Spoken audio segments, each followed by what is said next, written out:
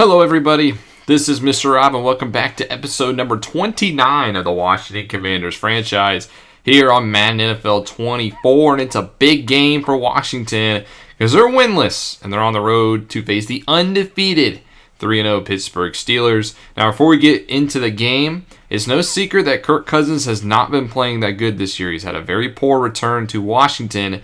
Now the media is asking questions about this offense and this team, and Coach Eric Bieniemy is trying to light a fire underneath this quarterback and says that Kirk Cousins is the leader of this team and he needs to play a little better. So a big game for Cousins. You can see him right there. It's not going to be easy. If you're excited for this one, make sure you drop a like and you subscribe down below, especially if you want more franchise content, as it will be this Washington Commanders offense who starts off with the football, led by Kirk Cousins. You can see the numbers. Not very good. 2-to-1 interception to touchdown ratio, 568 yards, barely over 50% with his passes. He's got to step up today. First play of the game is going to be a handoff, though, to Brian Robinson Jr., and he's going to get forward, almost pick up a first down. No Antonio Gibson in the lineup since week 1, and Robinson Jr. has been carrying that load. Had 15 carries, 75 yards a week ago. Second inches are going to go back to him again, and he's going to pick up the first down as he gets out to the 38. New set of downs. Cousins' first play of the game passing-wise, and he's off the mark trying to find Mo Alley Cox, but he just overthrew his tight end. Now 2nd and 10, back to the air they go. Cousins feels some pressure, gets hit as he throws, almost intercepted. That was tipped, and now incomplete, and we face 3rd down. 10 yards to go. Cousins again drops back, fires, finds some pressure in his face, and that one's incomplete. And that is going to be a punt for Washington. And now we'll see the number 2 overall pick out of USC, Caleb Williams, the 2-time Heisman Trophy winner, only the 2nd man to ever do that. He's 650 yards, 3 touchdowns, 3 interceptions in this undefeated Pittsburgh Steelers team. We'll get our first look at him today as he hands off to Trey Benson, who gets stopped at the line of scrimmage. No Najee Harris and Jalen Warren this week for the Steelers, so they're going to be relying on the 3rd-round rookie out of Florida State and Trey Benson. There's a 2-yard connection in the flats, now 3rd and 8, and they actually go draw here. The Steelers keep it on the ground, and Benson's not going to get it. Interesting play call there by new head coach Vic Fangio. Tomlin was fired in the offseason. He's now the head coach of the Cleveland Browns, and they've hired Vic Fangio to come back and be his replacement. There's an 8-yard touch pass to Terry McLaurin. Makes it now 2nd and 2. Handoff again to Robinson, and he's going to have the first down yardage. Now into Pittsburgh territory. It's an RPO out into the bubble for De'Ami Brown, who picks up 2. We need some of these receivers other than Terry McLaurin to step up because Scary Terry can't cover the entire load. Well, here he is on 2nd and 8 getting a first down, though. He'll obviously do his darndest to help this offense. You set it down, handoff again. Robinson Jr. gets a nice crease left side, and he's going to pick up a first down. This team is built to run first, and I'm glad they're relying on Robinson Jr. a lot today. New set of downs, empty set in the backfield, and Cousins is going to throw a beautiful pass to the 2 for Terry McLaurin. Great pass by Captain Kirk. It's now goal to go for Washington. They'll hand it off to Robinson Jr., who will power his way into the end zone for a touchdown. Heck of a drive for this Washington offense. Cousins was on point. Robinson ran the ball well, and it's 7-0 Commanders. Next drive for the Steelers. Here's a 3rd and 2 run as Benson gets it, but Yamin Davis is hurt on the play, holding his arm, and it's not good. He's out for this game and probably more weeks. New set of downs, 1st and 10 off the bootleg. Williams tries to escape to his right, and he's going to be sacked. Chase Young brings him down for a loss of 12. This isn't college, Caleb Williams. You can't outrun all these D linemen. 2nd and 22. This time, Jonathan Allen bearing down his face. Back-to-back sacks for this defense. Now 3rd and 29 for the Steelers. As Williams in the pocket. Throws it deep right side, but this one's airmailed out of bounds. And the Steelers will again punt. And that'll bring us to the end of the first quarter. Washington with a 7-0 lead on the road in Pittsburgh. They start the quarter 2nd and 3. This time fake the touch pass. Give it to Robinson, who will again pick up the first down. Run the football very well today. Trips to the right. Cousins throws it, and that's a bad read. That one's heavy traffic. Try to get to McLaurin again, but you can't force feed him. So next play, they'll hand off to Robinson Jr., who will run into the defense. That one's swallowed up by Dean Lowry. That's only his 2nd tackle of the season for the former Minnesota Viking. 3rd and 9. Right side, McLaurin with a nice catch. Beautiful pass again by Kirk Cousins to find Scary Terry. Again moves the chains. Might as well go to your number one target. I know I said the role players need to step up, but if you're playing like that, why not continue to try to get in the football? A beautiful run of 12 here for Robinson Jr., and again, this Commanders offense is in the red zone. Cousins on 1st and 10 feels the pressure, and he finds Mo Alley Cox across the middle down at the 1. Goal to go again for Washington. They're going to try to pass it here on 1st down. I don't like this play call, and Cousins, being chased, is going to live to fight another day. Nice wise move to throw it into the stands. Now 2nd and goal. This time they do hand it off to Robinson, and he's going to find the end zone again. Touchdown for the 2nd time today for Brian Robinson Jr., and this Commanders offense has 14 points. Where has this been for the first 3 weeks of the season? So now the Steelers are really in some trouble here as they're down by 2 scores, and they start this drive with a 5-yard run to Trey Benson. Now 2nd and 5. Williams underneath center. They give it to him again, and he's going to be swallowed up. That's the first-round rookie Jeremiah Trotter in the backfield. Gain of about 1 max. Makes it 3rd and 5. Back to the gun they go. Williams to throw. Looks left side, and this one's going to be broken up. Try to find Darius Slayton, but the second-year man, Jatavius Martin, with the pass breakup. Nice play by him. So now it's still 14-0, and you can see Terry McLaurin is in the zone. This play isn't to him. It's a 6-yard connection to Jahan Dotson. 2nd and 4 now. Cousins drops back to pass again. He has McLaurin cutting across the field. How are you going to leave him that wide open, and you're going to give him 15 more? Joey Porter Jr., the second-year man out of Penn State, with a late hit. A little ticky-tacky if I say so myself, but now Washington is at the 41 of Pittsburgh. Next play, they're going to give it to Robinson, who gets stuffed. Nice run defense there by Alex Highsmith. 3rd and 10 now. Cousins drops back to throw, airs it out left side, and McLaurin has a step. Touchdown, Commanders. Scary Terry McLaurin gets behind the defense for 7, and Cousins puts it right in the bucket. What a first half for this offense. What a first half for Terry McLaurin. It's 21-0. The Steelers offense, they need to wake up here. As on 1st and 10, Williams tries to escape the pocket. He gets sacked, and he's injured on the play. Williams will come out of the game. He is questionable to return. Now the backup is Carson Strong. He faces a 3rd and 14. He just throws this one to the sidelines. And again, the Washington Commanders force a 3-and-out. That'll take us to the 2-minute warning. And the Commanders have a chance to add to their lead. They're at the 32 of Pittsburgh. Cousins looks left side on 1st and 10. Trying to get to Robinson, who had double-digit catches last week. Incomplete. 2nd and 10. Back to throw again. Cousins left side. Guess who? Terry McLaurin inside the 20. Down at the 12. A new set of downs for Washington. They're threatening with more points. They go with the draw play on 1st and 10. That's going to be bottled up in the backfield. As now Washington just trying to run some clock. They don't want to give Pittsburgh too much time with the football back. 2nd and 12. Robinson picks up 9. Makes it a manageable 3rd and 3. And Washington will run this one to about 30 seconds. Steelers don't elect to call timeouts. They'll throw it here. As Cousins doesn't see anything open, just dumps it to the sidelines. And they'll bring out rookie kicker Cameron Little for a 22-yard try. It's up and it's good, and Washington has a 24-0 lead going into the half. Is this really going to result in the first win, or will the Steelers come back and win this one? We'll have to find out in the second half. Well, a stunner going on here in Pittsburgh, but there's a lot going on in the league in Week 4. Starting off with the Giants, they're playing host to the Packers, and they lead 24-10 on the back of 2 touchdowns for Daniel Jones. Cowboys look like the favorites in the NFC East, with the Giants, they're not going away easy, trying to pick up their 3rd win of the season. AFC East battle, the Patriots playing host to the Jets, is 24-10 in favor of New England. 3 first-half touchdowns for Mac Jones, fighting for his potential future this season.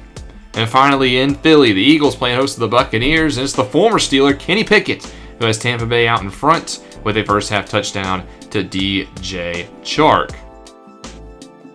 Back to our game here for the second half. The Steelers at least start off with the football, and they're actually going to start off with a Trey Benson run that picks up the first down on a gain of 10. Have to think this team would pass a little bit more, but they seem content to stick with the run game, as here's another 7-yard carry for Trey Benson. These are good pickups, but it keeps the clock running. 2nd and 3, they go to him for a 3rd straight time, and Jeremiah Trotter again is in the backfield for a loss of 2. 3rd and 5, they finally elect to throw forward, and Strong is off the mark. He tried to find Pat Freiermuth, but it was in double coverage, and that's how the Steelers' drive will end. So now the Commanders back with a football. They're going to start this one with a run for Robinson Jr., who runs into the arms of former Commander Cole Holcomb. 2nd and 8, Cousins back to throw. Has a man in the second level, but he just overthrows De'Ami Brown. He was wide open. Now 3rd and 8, Cousins stays empty. Pressure picked up. Tries to upload deep, but he gets sacked and actually puts the ball on the ground. It's picked up by Charles Leno, but that's how the Commanders' drive will end. So a new drive for the Steelers, and again they stick to the ground game. I know that your starting quarterback is hurt, but this is just keeping the clock moving. You're down by 24. Benson's ran the ball well today as he gets it again on this carry. He runs it right side, breaks a tackle, and this will pick up 7. Landon Collins shaken up on the play. Now 3rd and 2 for Steelers. They go play fake as Strong checks it down in the flat to Benson, and he's going to have the first down. Tackled just a few yards past, and that'll keep the chains moving, but runner needs 6 minutes to go in the quarter. At the 24 of Washington, they go handoff again. Benson, he's going to run this one right side, picks up 8, and he's now past the century mark. 2nd and 2, 2 tight ends in the formation. They go Trey again, this time wrapped up. It's Jeremiah Trotter again. Played sensational in run defense today. 3rd and 1, Strong to throw for it, looks right side, and this one's broken up. It's Jatavius Martin again. He's stuck out in pass coverage today. And it's now 4th and 1. The Steelers are going to elect to go for it, and they connect with Deontay Johnson short, and he will get it to the 4-yard line. Goal to go for Pittsburgh. They come in their goal line package, hand it off to the deep back. It's Benson again. He picks up maybe 1. They're going to stay with 3 tight ends, but try to elect to pass it this time, and it's sacked down.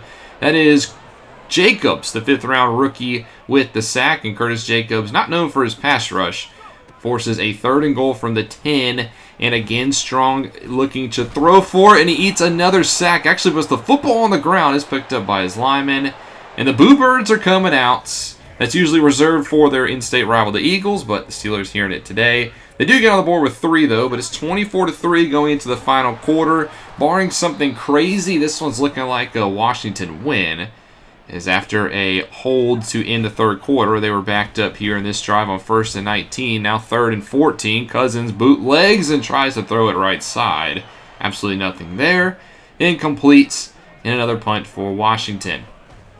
So now the Steelers back with a football here as there's a 3-yard connection. Caleb Williams back in the ball game as well. He has returned from his injury.